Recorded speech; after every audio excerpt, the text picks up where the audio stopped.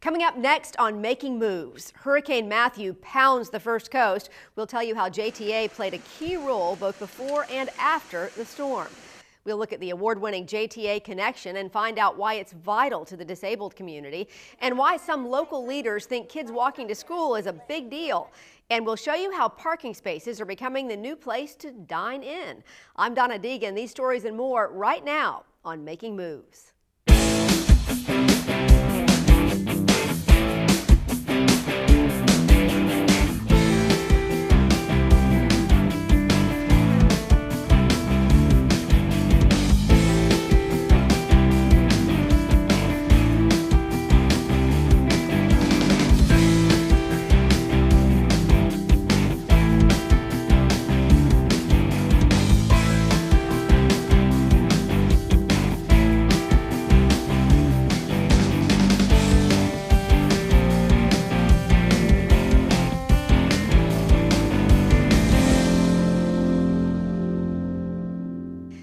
And welcome to the Season 9 premiere of Making Moves. I'm Donna Deegan. We begin with Hurricane Matthew. The mid-October storm proved to be destructive for many, with homes damaged and power out for thousands. Matthew wreaked havoc on many parts of the First Coast, especially the beaches communities from Flagler to Fernandina, flooding streets and businesses, destroying homes and property, uprooting trees, and forcing thousands to flee the area. JTA played a potentially life-saving role by evacuating people without transportation to local shelters. The authority also aided in the recovery effort by transporting out-of-state utility workers to areas without power. We have to adjust. Some shelters were closing or being overwhelmed and had too many evacuees located there, so we had to make some inter-shelter transfers. And then we worked with the fire department to assist them with search and rescue in case they found someone who did not evacuate and needed to be taken to a shelter. We would work with them to make that immediate evacuation to a shelter, and now in this case return them back to a shelter. And then we got a call and an ask by JEA. They had literally hundreds of volunteers from around the country who were coming to help restore power here in our community, and they needed assistance to take those individuals from the hotels to the central location that they were then going to dispatch them to work assignments. Among all the awards the JTA has won over the past couple of years is one that hasn't gotten as much attention as some of the others. JTA is the reigning Community Transportation Coordinator of the Year for the state of Florida. CTCs, as they're called, manage a city's disabled transportation, like JTA's Connexion service. But unless you or someone you know actually has a disability, you might not know much about JTA's award-winning Connexion service. So we sent senior correspondent Terry Casey to the Connexion offices to learn more about the different types of paratransit services offered by the JTA and why they are so vital to the disabled community. JTA's paratransit service, Connexion, is a lifeline for its customers not able to use regular bus service because of disabilities or other limitations. We pick up people with disabilities and we take them where they need to go. Donna Lawson is a Connexion bus operator and road supervisor and loves what she does. Well, I've been doing this at least about 10 years. As for the service itself, it brings a lot of value to our community. I think the best part is that people are able to go anywhere. You know, it's not just for medical appointments. Connexion manager Helen Perez. People with disabilities can go to their jobs, they can go to the grocery store. That keeps Perez, her staff, and Connexion bus operators like Donna Lawson busy. Right now, currently we have about 5,000 active customers. And we do about 30,000 trips a month. There are a couple of types of paratransit service: the American with Disabilities Act, ADA, and the Transportation Disadvantaged Program, TD. Guidelines for each are a little different, but they have this in common. Both programs have an eligibility process. It all starts with filling out an application. When you finish that application, make an appointment for an interview. And then they may go through a functional assessment or a cognitive assessment based on their disability, and then from there we will determine whether they have the ability or not to ride the fixed route. And there's some hand railings here. I just want to have you step up onto this step for me. And that's what's going on here at the Eligibility Center downtown. And the big thing about this is safety, so we've got a lot of hand railings around.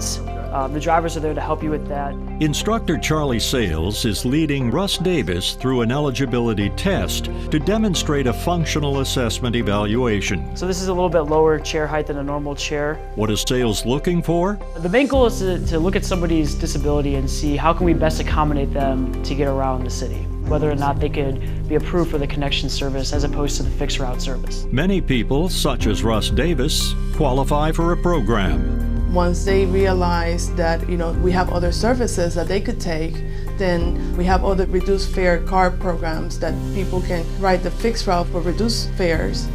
Then they just decide which one. So the process is not just to make them eligible for our program, it's to determine what's the best mode of transportation for them.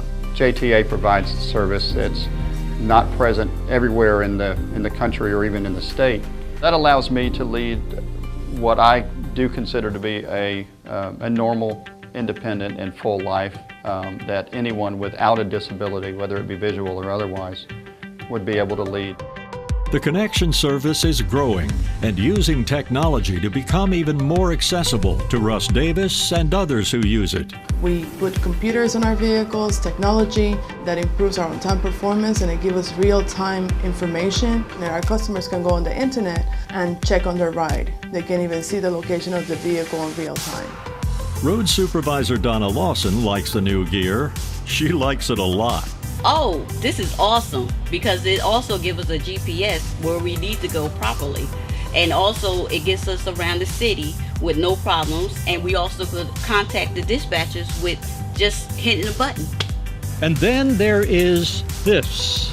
It's not high tech, but it contains a wealth of information that really you need to know as a paratransit rider or someone who's interested in it. It has information that takes you from the beginning of the program all the way through to the end. How do you get it?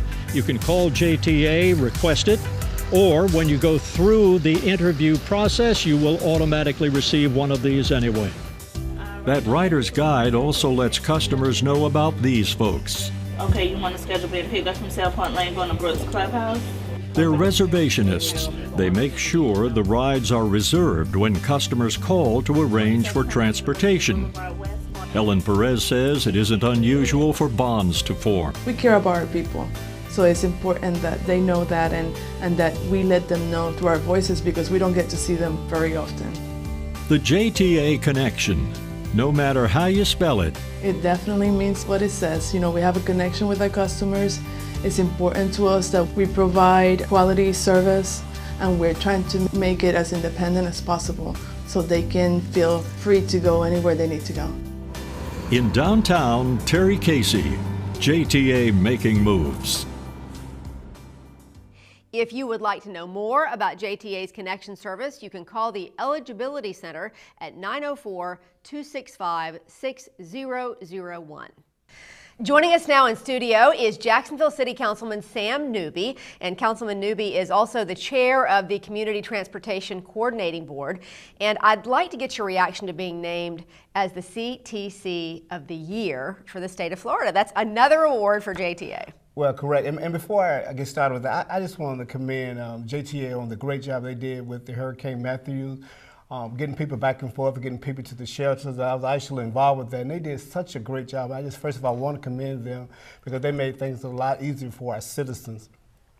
And with the award, just like once again, the JTA have really come through with this award and doing a great job for the city of Jacksonville. And I just want to say hats off to them, and they definitely deserve it. What does this say about our commitment at JTA to the disabled community here in Jacksonville? It says a lot about our commitment. I know Nat Ford and his staff is greatly committed to our citizens and to the disabled to get them to places they have to be. So, and like I said, when I was talking to you off air, how he came to when we was talking about when we was having problems with the dialysis clinics, we got in, we got our hands dirty, and we got that fixed. So, like once again, hands off to JTA staff. So tell people about that. What was happening with the dialysis clinic and how did that get fixed? Well, what happened was one day I decided to visit the clinic because me as councilman all citywide, I go to different places, and one lady was there for like 3 hours after she had got off dialysis. And so I called Nat Ford, and immediately the next day we got together. And then about 2 or 3 days later, we got a committee together. We got all the stakeholders involved, and we solved that problem. And now we solved that problem, and just once again with JTA staff to solve that problem. Well, you were telling me that Nat has just been so incredibly hands-on with this process. Why is that important? It's very important for the CEO to be hands-on, to look and see what is the problem. And once again, his commitment to the citizens and Jacksonville commitment to our citizens makes it great. And explain why this particular service for the disabled is such an important service. Why is that so important for JTA? Well, most of the time, the disabled, they have no way of getting anywhere. So this is their only transportation. A lot of them use it for grocery store, go to the grocery store to go get their medicine, and just for everything. So a lot of this is the only form of transportation. So it's important to note then that this doesn't have to be for any sort of emergent Right. situation. So really, can folks take this for anything? It's not just for medical use, right? Right. Yeah, they could for anything, for grocery stores. Even some of them go to go get their hair done. It's for anything that you need, because like I said, most of the time this is the only form of transportation. And so why do you think we got the award? I mean, why do you think we got this award in particular? What about our service puts us above and beyond, do you think, what maybe other organizations do? Well, first of all, it's Nat Ford great leadership, and the staff and the workers and the drivers. They do such a great job. Well, talk about the staff. Tell me about that. They're on it. They're concerned about the citizens. They go the extra step, because I know one lady who's a driver actually she comes and picks up the lady, and she goes in the lady's house and help her take her groceries back in the house. So they do a great job, and they definitely deserving of this award. So they're really personally invested. They're really personally invested. So I understand funding for these services comes primarily from the city and from the Florida Department of Transportation. Correct. So how does that work? Well, like I say, the city give part of the money. It's in the millions, and it also comes from the state of Florida to have these services. Without the city help and the state help, we couldn't have these services, and our citizens definitely need it. They absolutely do. Well, it's wonderful to see not only you but the entire staff get called out once again. So many awards for JTA this year, last year, they go on, and I think a lot of it has to do. We were talking about relationship building. Right. And you all have really established a great relationship. Well, thank you. And it's all about relationship, because at the end of the day, like I tell people, it's about our constituents. It's about the citizens of Jacksonville. The reason why I ran, because I love this city and I love the people in the city. Jacksonville is a unique city. It's a huge city. And like I tell people, we have the beaches, we have the river, but most important, we have the greatest people in America right here in Jacksonville. And so that's why I decided to serve the city of Jacksonville. Well, as a Jacksonville native, I really can't argue with that. I think we do have great people here. And I'm a Jacksonville native too. Awesome. Sam Newby, thank you so much for being with us today. We appreciate it, and we hopefully will have Sam back with us again very soon for perhaps another award. So have a wonderful I'm day. sure it's going to be another award. Thank you so much. Okay, very, very good. Okay, still to come. We head to Springfield, where JTA CEO Nat Ford joined the Jaguars and NASCAR to spotlight conditions near a local elementary school. Skyway riders get some great news for their wallets, and then later, JTA re-ups its support for an iconic local event. Find out all the details when we come back. Sports Talk legends Dan Hickett and Jeff Prosser tackle the big issues. Is that the one who has the matching surgeries for their daughter? It was the largest pokey adventure in the United States. You're throwing whoredom into the Bible this morning. It was a lesson there. What is the lesson? Read the book, kids. There's some cool words in there. I'm just thinking out loud here. I'm a marketing guy now. And sometimes they talk sports. Aroldis Chapman to the Cubs. Great move for the Cubs. The Drill with Hickett and Prosser. Weekday mornings on 1010XL 92.5 FM.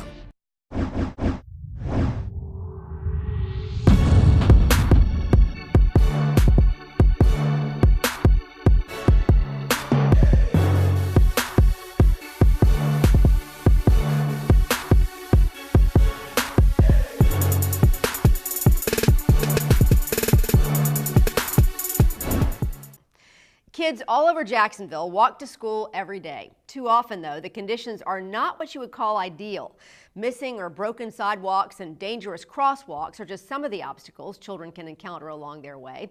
But one morning in Springfield, students at Andrew Robinson Elementary had some company on their walk, including a Jaguars player, a NASCAR driver, a hospital president, and JTA CEO Nat Ford. Making Moves Chief Correspondent Bill Milnes tells us what brought all these folks out to walk to school with the students. Well, safety is important. I mean, you've got a big responsibility making sure people get to school safe. A lot of kids get hit by cars and... More than half of the students at Andrew Robinson Elementary in Springfield walk to school each day. But conditions in and around the school could be better. You have to walk through paths and cross streets where sometimes the sidewalks are cracked up. On this day, JTA CEO Nat Ford and some other special guests took some time from their busy schedules to see for themselves. Like car riders, like some parents just let their children. Ford was joined by Jaguars receiver Aurelius Ben, NASCAR driver Scott Lagasse Jr., and the president of Wolfson's Children's Hospital, Richard Aubin, for International Walk to School Day. And while the students got to mingle with some local celebrities and key Jacksonville leaders, Ford and the others got an up-close view of what life is like walking these streets each day. It's very important for our students to be able to walk to and from school safely. At the JTA, a plan is already taking shape on how to make the area near Andrew Robinson and other Jacksonville schools safer.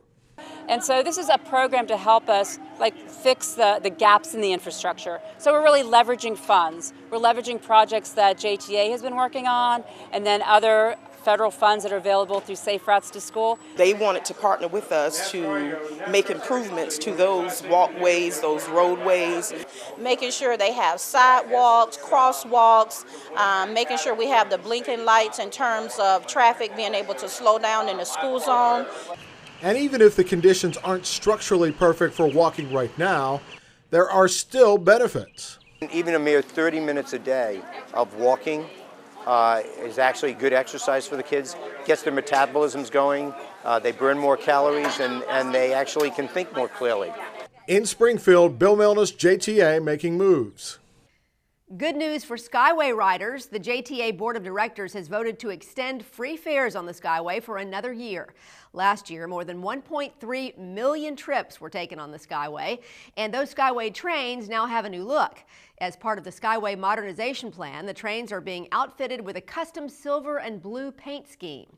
Next month, JTA's Brad Thoburn joins us on Making Moves to discuss the year-long Skyway modernization and the expansion plan for the authority. Did you know that JTA gives away more than $100,000 in one-day passes to 70 local nonprofit agencies to assist their clients? It's true. The passes are distributed to the agencies exclusively through the Nonprofit Center of Northeast Florida. The agencies say the passes help clients who are without transportation get to things like job interviews. I think it's a great program because it's not something that JTA has to do, but they think it's a good thing to do for the community. So when they decide each year to, again, donate the $100,000 worth of bus passes for the community, I think it speaks volumes to what a great business they are and how invested they are in making Jacksonville a great community. Catholic Charities, United Way, Hubbard House, and the Dolores Barr Weaver Policy Center are just a few of the agencies that participate in JTA's Pass Partner program. Last year, JTA gave away more than 33,000 passes to local nonprofits. Now, a follow-up to a story we first told you about back in July. Fresh from the enthusiasm created at their summertime planning education session, Downtown Vision recently sponsored National Parking Day in Jacksonville. Parking Day featured a dozen temporary Parklets, many outdoor dining and recreation and fun zones built into parking spaces on downtown streets. And as Making Moves correspondent Eugene Lindsay tells us, the goal now is to transition from those temporary fun zones to having permanent Parklets all over downtown.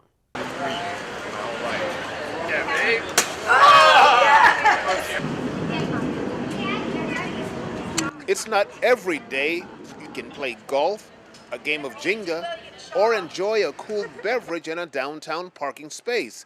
But on National Parking Day, almost anything goes. So normally a parking space would be for one automobile, but today we're celebrating the idea that this same space in our city can be for a whole bunch of people. Despite there being over 44,000 parking spaces here in downtown Jacksonville, there's a long-standing perception that there's a parking shortage here. And you might think that turning a parking space into a parklet would get negative response from local businesses. But Downtown Vision CEO Jake Gorton tells me that local businesses are firmly behind the idea. It's a really cool idea, and it's really about getting that energy and activity, and the businesses are liking it. You know, all of these businesses had to okay it being out in front. But you can ride the monorail and park further away and still get down here in a convenient time. And Rick Bayer lives in Arlington, but when his wife Linda told him about the Parking Day event, he decided to bring the whole family downtown to check it out. this is the best idea, to get people together, to get them downtown, to get them to go to the parks, and once they show up at them a couple of times, they'll keep coming back, especially people with children. So we can bring them down here and they can feel safe and play. We could run in there, like my wife was already bribing my older daughter that she's gonna go in there and shop, and then we're all gonna have to get something to eat. So yes, I see nothing but positive things coming out of it. And Aliana Lewis is a Jacksonville native, but says she's rarely spent time in downtown until National Parking Day. I've never really been around downtown Jacksonville that much, but we were just out walking around, and then we saw like a few stations, I guess, and they told us about it and thought it was a great idea, and we walked around some more, and then we got to like look at some of the stores that are around downtown, so it's actually pretty fun. I think it's a good way to get everybody together. And this trio of downtown workers made sure to enjoy the festivities too, and they gave the idea 3 thumbs up. As someone working here in downtown, it's nice to be able to get out at lunch and go enjoy the things that downtown has to offer. I like it. I was at home in bed just chilling, and 2 people working my building called me and said, come on, let's do this thing. So I got out of my bed to come out here and enjoy the fun and the people. I like it. I think it's a great idea too. I think it will bring people downtown. It does get people out of the office. And while the Parking Day event is just that, a one-day affair, the city is working on a permanent parklet program. Downtown Vision is building a prototype just down the street from their offices on Adams Street, directly outside the Brick Coffee House. So this would be through using existing city processes. You can petition the city and go through a process where you can have this space on a semi-permanent basis. So you're basically renting the space from the city, and then you're building a platform with tables and chairs to create this kind of atmosphere going forward. So you can expect to see more permanent parklets sprouting up on downtown streets in the coming months. In downtown Jacksonville, Eugene Lindsay, JTA, making moves. The Federal Transit Administration has awarded nearly $400,000 to the JTA as part of its Rides to Wellness initiative. The program emphasizes using public transportation as a means for people to access non-emergency health care. JTA will work with UF Health to develop Northeast Florida's project plan, and locally, the program includes the development of interface between the authority's Transportal Resource Center, which covers transportation options over 13 North Florida counties, and UF Health's appointment software. When we come back, we are off to the LA Convention Center as JTA picks up its award as the top transportation agency of North America, and JTA re-ups its support for an iconic local event. That's next. Thousands of families affected by disasters, like the recent hurricane, urgently need support. You can help the American Red Cross provide warm meals, shelter, and hope to families when they need it most. Please donate today to Red Cross Disaster Relief to help people affected by disasters, big and small. Go to redcross.org or call 1-800-RED-CROSS today. Your support is critical. We can't do it without you. Blake running to the left now, stays behind the line, fires toward the end zone once Allen Hearns, diving attempt! Football season is here, and there's only one place you can hear Jaguars football. 1010XL 92.5 FM, the official radio station of the Jacksonville Jaguars. Touchdown, Jacksonville! If you're one of our regular viewers, then you know that the JTA was recently named the Outstanding Public Transportation System in North America. CEO Nat Ford and Chairman Scott McCaleb were among those who were on hand in Los Angeles to receive what is considered to be the top honor in the transit industry. And the winner of the 2016 Outstanding Public Transportation System Achievement Award is the Jacksonville Transportation Authority of Jacksonville, Florida. Achieving greatness doesn't happen overnight or by accident. 3 years ago, the Jacksonville Transportation Authority unveiled the blueprint for transportation excellence. The goal was to transform transportation here as never before.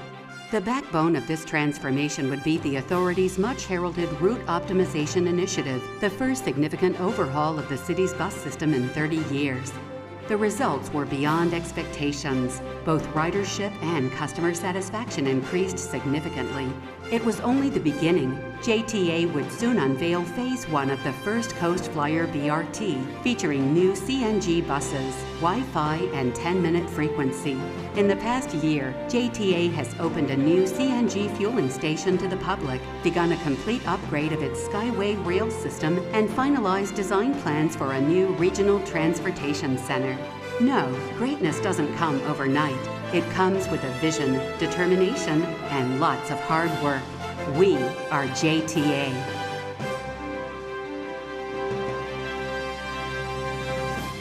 And accepting the award for JTA are CEO Nat Ford, Board Chairman Scott McCaleb, Vice Chairman Isaiah Rumlin, and Board Secretary Kevin Holzendorf. So let's give a big round of applause for the Jacksonville Transportation Authority, the best mid-sized public transportation system in North America.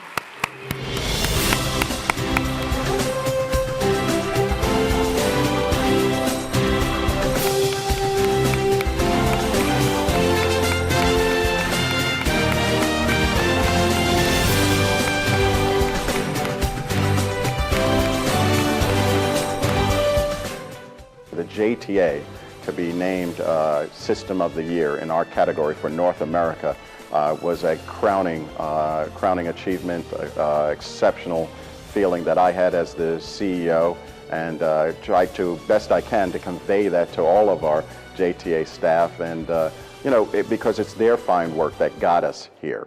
Finally, February 12th is the 10th anniversary of 26.2 with Donna, the National Marathon to Finish Breast Cancer. Each year, thousands of runners from across the country and around the world head to the First Coast to be part of this extraordinary event, and we couldn't push onward with our efforts to finish breast cancer without them. We also couldn't do it without our sponsors. That is why I'm so pleased to announce the JTA will once again be offering shuttle service during the race so that you can follow your favorite racer along the course. And to make it even easier, passes will be available for purchase right on the My JTA phone app.